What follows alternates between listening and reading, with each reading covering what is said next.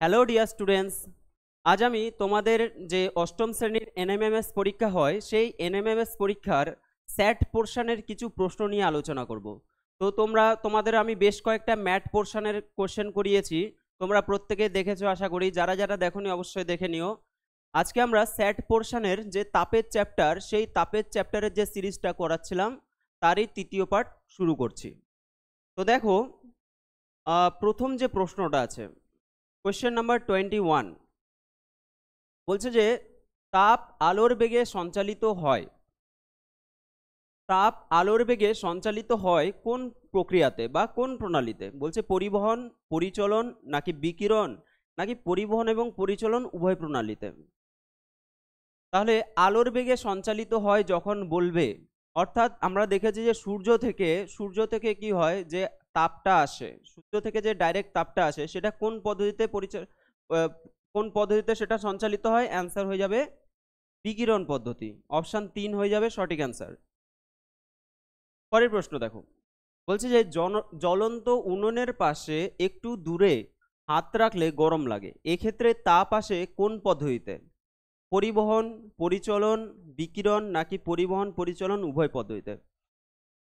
দেখো, একটা উনুন আছে, সেই উনুন থেকে আমরা দূরে হাতটা রাখছি, ঠিক আছে? উনুন থেকে যখন দূরে হাতটা রাখছি তখন বলছে আমাদের হাতে কি হচ্ছে, তাপ লাগছে। তাহলে এটা কোন পদ্ধতি হবে? তোমাদের আমি বলেছিলাম যে পরিবহন কি, পরিবহন মানে হলো তুমি যদি একটা ধরো লোহার দণ্ড রাখো তাহলে কি হচ্ছে, সেটা কি হচ্ছে, এই প্রান্তে যদি আমরা হাত দিয়ে ধরি তাহলে এই প্রান্তে যেহেতু তাপটা আসছে, এই এই প্রান্ত থেকে তাপটা কি হচ্ছে, আস্তে আস্তে আমাদের হাতের কাছে তাপটা চলে যাচ্ছে, অর্থাৎ লোহার দণ্ড বেয়ে বেয়ে তাপটা এগিয়ে যাচ্ছে। তাহলে সেই ক্ষেত্রে আমরা সেটাকে বলছি যে পরিবহন। আর পরিচলন মানে হলো, পরিচলন কি বলেছি, পরিচলন মানে হলো ধরো এখানে জল আছে, এখানে ধরো জল আছে, এখানে ধরো উনুন আছে, এই উনুনটা যখন আমরা এই উনুনটা জ্বালবো, অর্থাৎ এটাকে যখন হিট দেব জলটাকে, তখন কি হবে, পাত্রের একেবারে যে নিচের অংশ রয়েছে সেই নিচের অংশের জলটা প্রথমে উত্তপ্ত হবে, তারপর সেই উত্তপ্ত অংশটা আস্তে আস্তে কি হবে, ওপরের দিকে উঠে যাবে, তাই না? তাহলে এই ক্ষেত্রে আমাদের কিন্তু যে কোনো একটা মিডিয়াম লাগছে, কোনো একটা মাধ্যম লাগছে, এটার ক্ষেত্রেও কোনো একটা মাধ্যম, এখানে মাধ্যম হলো লোহার রড, এখানে মাধ্যম হলো জল। কিন্তু আমি যদি দূরে যখন হাত দিচ্ছি তখন আমার হাতে তাপটা লাগছে, এখানে কোনো মাধ্যমের প্রয়োজন হচ্ছে না। সেক্ষেত্রে তোমাদের কনসেপ্টটা মাথায় রাখতে হবে, এটা হলো বিকিরণ পদ্ধতিতে হচ্ছে, তাই না? জ্বলন্ত উনুনের পাশে একটু দূরে যখন হাত রাখছি, হাতটায় গরম লাগছে, তাহলে কি হবে, এটা এটা হলো বিকিরণ পদ্ধতিতে হবে। পরের প্রশ্ন বলছে যে কঠিন কঠিন থেকে তরলে পরিণত হওয়াকে আমরা কি বলবো? একটা কঠিন পদার্থ সেটা যদি তরলে পরিণত হয় তাহলে সেটাকে আমরা কি বলবো? অর্থাৎ ধরো বরফ আছে, সে বরফটা গলে গিয়ে জল হয়ে যাচ্ছে, অর্থাৎ কঠিন থেকে তরল হচ্ছে, তাই না? তাহলে সেটাকে আমরা কি বলবো? কঠিনীভবন, বাষ্পীভবন, গলন, নাকি স্ফুটন? অ্যান্সার কি হবে? গলন হয়ে যাবে। গলে যাওয়া মানে গলন। পরের প্রশ্ন দেখো, কোয়েশ্চেন নাম্বার 24, জলের বাষ্পীভবনের লিন তাপ কত হবে? জলের বাষ্পীভবনের লিন তাপ কত হবে? খুবই ভালো প্রশ্ন, খুবই ভালো একটা প্রশ্ন। জলের বাষ্পীভবনের লিন তাপ কত হবে? দেখো অপশান কি কি আছে, 80 ক্যালোরি পার গ্রাম, 100 ডিগ্রি সেলসিয়াস, 537 ক্যালোরি পার গ্রাম, নাকি 0 ডিগ্রি সেলসিয়াস। তো জলের বাষ্পীভবনের লিন তাপ যদি বলা হয়, বাষ্পীভবনের লিন তাপ হয়ে যাবে 537 ক্যালোরি পার গ্রাম। এখানে এই প্রসঙ্গে তোমাদের আরো কয়েকটা কথা বলি। দেখো, যদি আমাদের বলা হয় যে বরফ গলনের লিন তাপ কত হয়, বরফ গলনের লিন তাপ, বরফ গলনের লিন তাপ কত হয়? তোমরা জানো যে 80 কি হবে,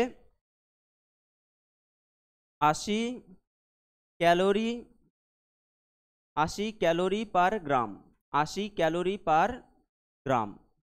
আচ্ছা, এখন বরফ গলনের লিন তাপ 80 ক্যালোরি পার গ্রাম মানেটা কি? 80 ক্যালোরি পার গ্রাম মানেটা কি? ধরো তুমি 1 গ্রাম ভরের একটা বরফ নিলে, 1 গ্রাম ভরের একটা কি নিলে, বরফ নিলে, সেই বরফকে তুমি যদি 80 ক্যালোরি তাপ দাও, আচ্ছা বরফের উষ্ণতাটা কত, 0 ডিগ্রি সেলসিয়াস উষ্ণতা, 0 ডিগ্রি সেলসিয়াস উষ্ণতার বরফকে যদি আমরা 80 ডিগ্রি তাপ দিই, 80 ক্যালোরি তাপ দিই, তাহলে সেটা যদি 0 ডিগ্রি সেলসিয়াস উষ্ণতার তরলে পরিণত হয়, তাহলে আমরা বলবো যে সেক্ষেত্রে কি হচ্ছে, বরফ গলনের লিনতাপ হয়ে যাচ্ছে 80 calorie per gram degree Celsius, 80 calorie per gram. এইবার এখানে বলছে যে জলের বাষ্পীভবনের লিনতাপ। বাষ্পীভবন মানে কি? বাষ্পীভবন মানে হলো যদি আমরা কোনো তরলকে যদি আমরা উত্তপ্ত করি তাহলে সেটা কি হয়, সেটা বাষ্পীভূত হয়ে যাচ্ছে। তরলকে উত্তপ্ত করলে সেটা হয়ে যাচ্ছে বাষ্পীভূত হয়ে যাচ্ছে। তাহলে যদি আমরা বলি যে 100 ডিগ্রি সেলসিয়াস উষ্ণতার কোনো তরলকে, 100 ডিগ্রি সেলসিয়াস উষ্ণতার ধরো 1 গ্রাম বলছি, 1 গ্রাম তরলকে যদি আমরা 100 ডিগ্রি সেলসিয়াস উষ্ণতার 1 গ্রাম বাষ্পে পরিণত করতে চাই, তাহলে আমাদের কত তাপ প্রয়োগ করতে হবে? সেক্ষেত্রে 537 ক্যালোরি তাপ প্রয়োগ করতে হবে। তাহলে 0 ডিগ্রি সেলসিয়াস উষ্ণতার বরফ থেকে যদি আমরা 0 ডিগ্রি সেলসিয়াস উষ্ণতার তরলে পরিণত করতে চাই, তাহলে আমাদের কি হচ্ছে, সেটা হলো 80 ক্যালোরি তাপ প্রয়োগ করতে হচ্ছে। আর এটার ক্ষেত্রে আমাদের 537 ক্যালোরি তাপ প্রয়োগ করতে হচ্ছে, এটা ক্যালোরি হবে, ঠিক আছে, ক্যালোরি তাপ। তাহলে অ্যান্সার হয়ে যাবে আমাদের বাষ্পীভবনের লিনতাপ হয়ে যাবে 537 ক্যালোরি পার গ্রাম। নেক্সট দেখো কোয়েশ্চেন নাম্বার 25, দ্রুত ক্রিয়াশীল থার্মোমিটারের বাল্ব কি হবে? দ্রুত ক্রিয়াশীল থার্মোমিটার, এটা একটা থার্মোমিটার দেখতে পাচ্ছ। এখানে বলছে যে বাল্বগুলো কেমন হবে, চোঙাকৃতি, গোলাকৃতি, ঘনকাকৃতি নাকি গম্বুজাকৃতি। এটা মনে রেখে দেবে, এটা অ্যান্সার হয়ে যাবে চোঙাকৃতি। কি হবে? চোঙাকৃতি। অপশান এ হয়ে যাবে সঠিক অ্যান্সার, ফার্স্টের অপশানটা। কোয়েশ্চেন নাম্বার 26 বলছে দুটি বস্তুর কি সমান হলে, দুটো বস্তু আছে তাদের কি সমান হলে তার তাপ সঞ্চালন হয়? কোন জিনিসটা সমান হলেও তাপ সঞ্চালন হয়? উষ্ণতা, তাপ এবং উষ্ণতা নাকি 100 ডিগ্রি সেলসিয়াস? দেখো উষ্ণতা যদি সমান হয়, এটা অ্যান্সার হয়ে যাবে কি, অপশান 1 হয়ে যাবে, উষ্ণতা সমান হলে তাপ সঞ্চালিত হয়। কি সমান হলে তাপ সঞ্চালিত হয়? আমরা দেখেছি যে উষ্ণতা আর তাপমাত্রা একই জিনিস, তাপ আর উষ্ণতার মধ্যে গন্ডগোল করবে না কেউ। উষ্ণতা যা, সেটাকে আমরা কি বলতে পারি, উষ্ণতা মানেই হলো তাপমাত্রা।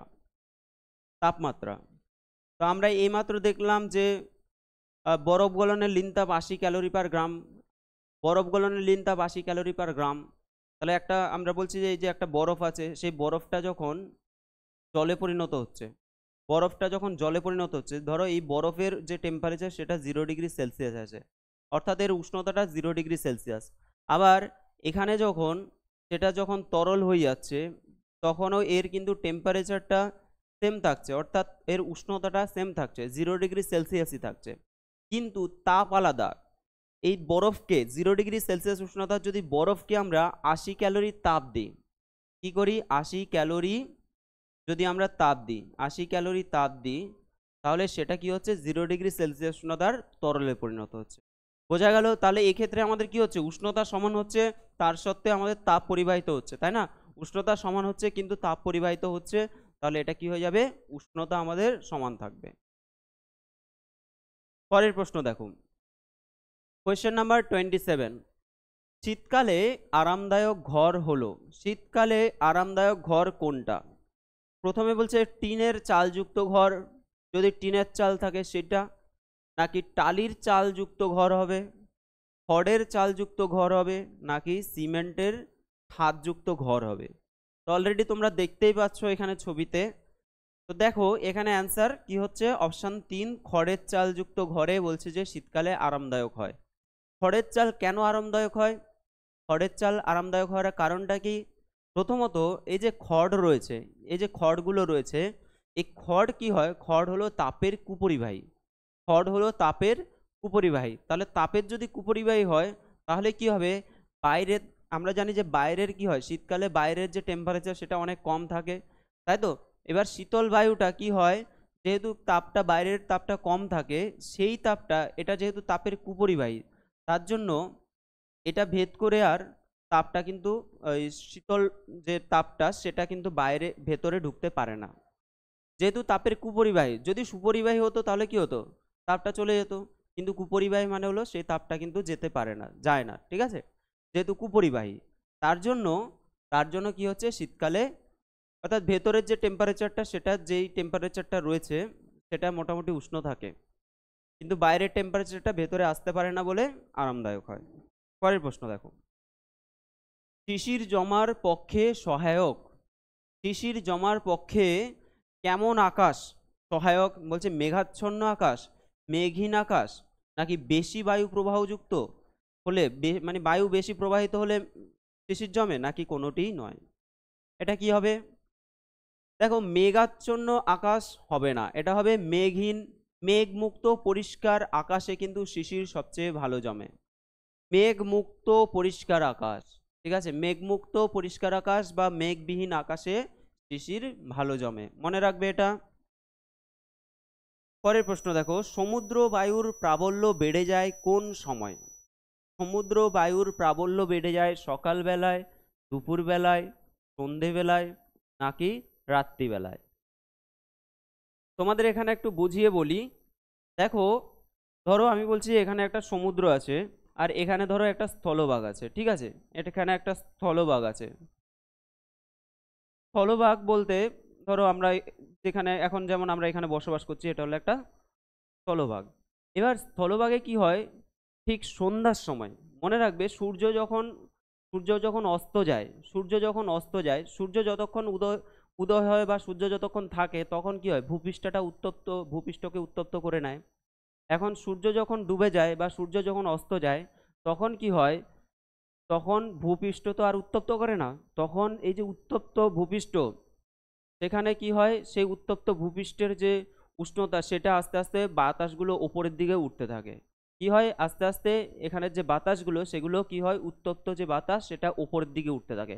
এবার দেখো, এই অঞ্চলের বাতাসগুলো যখন উপরের দিকে এরকম উঠতে থাকবে, তখন কি হবে, এই জায়গাটা একটা ফাঁকা জায়গার সৃষ্টি হবে, এবার ফাঁকা জায়গাটা কে পূরণ করবে? এই যে সমুদ্রবায়ু আছে, এই সমুদ্রবায়ু কি করবে, এখান থেকে হু হু করে এর দিকে ছুটবে, ঠিক আছে। এই ফাঁকা জায়গাটা ভর্তি করার জন্য এই সমুদ্র বায়ুটা কি হবে, এই ফাঁকা জায়গাটা ভরাট করার চেষ্টা করবে। তার মানে কি হচ্ছে, এর ফলে বায়ু প্রবাহিত হচ্ছে, খুব জোরে জোরে বায়ু প্রবাহিত হচ্ছে। তাহলে কখন হয় সেটা? সেটা হলো সন্ধ্যাবেলায় সব থেকে বেশি হয়। সমুদ্র বায়ুর প্রাবল্য কখন বেড়ে যায়?